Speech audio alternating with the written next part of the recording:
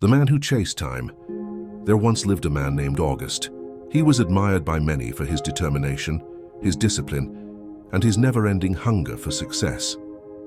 As a boy, August had grown up in a modest home where money was always scarce.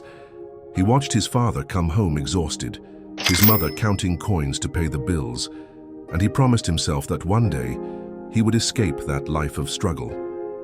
So from an early age, August decided that happiness could only be found in success that the world could see.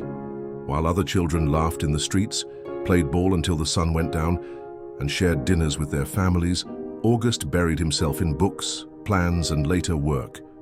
He told himself, "One day when I'm successful, I will finally have time to enjoy life." And indeed, August rose quickly in life. He bought his first car while others were still paying rent. He purchased a beautiful house on the hill, traveled to faraway places, and became a respected figure in his community. People admired him, envied him, and praised him. To the world, he looked like a man who had it all. But behind the applause and the trophies, there was silence. His wife, Laura, often sat alone at the dinner table waiting for him. His son, Daniel, grew up learning to celebrate birthdays without his father present. His mother, already weakened by illness, would sit by the window hoping that one day her son would knock at the door, not as the successful businessman, but simply as the little boy she once raised with love. Time kept moving forward. Meetings replaced meals, phone calls replaced hugs, deadlines replaced laughter. August kept promising himself, "After this deal, after this project, after this year, I will finally rest. I will finally live." But that day never came.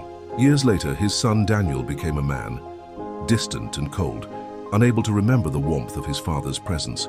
His wife Laura stopped waiting and found comfort in silence, no longer asking when he would come home.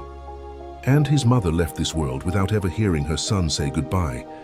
One evening, August found himself in his grand office, walls filled with awards, shelves full of books, and yet the room felt painfully empty. On his desk, he noticed a photo album he hadn't opened in years. Inside was a picture of himself, younger, laughing with Laura and Daniel at a picnic, grass beneath their feet, sunlight touching their faces. His eyes filled with tears as he whispered, "When did I stop living?" It was then that the truth struck him like a weight too heavy to carry. He had spent his whole life chasing time, believing that happiness was waiting somewhere in the future. But the future never arrives. It always becomes the present. And the present was what he had thrown away. For the first time in decades, August left the office early that night. He walked through the city streets, seeing things he had ignored for years. Children running, couples holding hands, an old man feeding pigeons in the square. It was life in its simplest form, and he realized it was more beautiful than all the success he had achieved. But the years had taken their toll. His hair was gray, his body weaker, and the relationships he once had were now broken, almost beyond repair.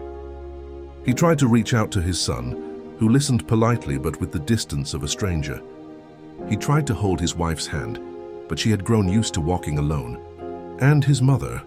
She was gone, leaving a silence that could never be filled. In the solitude of his late years, August discovered the most painful truth of all. Time is the only wealth we cannot buy back. Money can return, houses can be rebuilt, but a lost moment is gone forever. And so he began to live differently.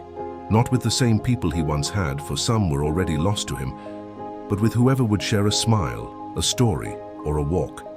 He spoke to strangers in the park, helped young workers who reminded him of himself, and whispered prayers at his mother's grave. Though he could not change his past, he tried to make peace with the present. Final reflection.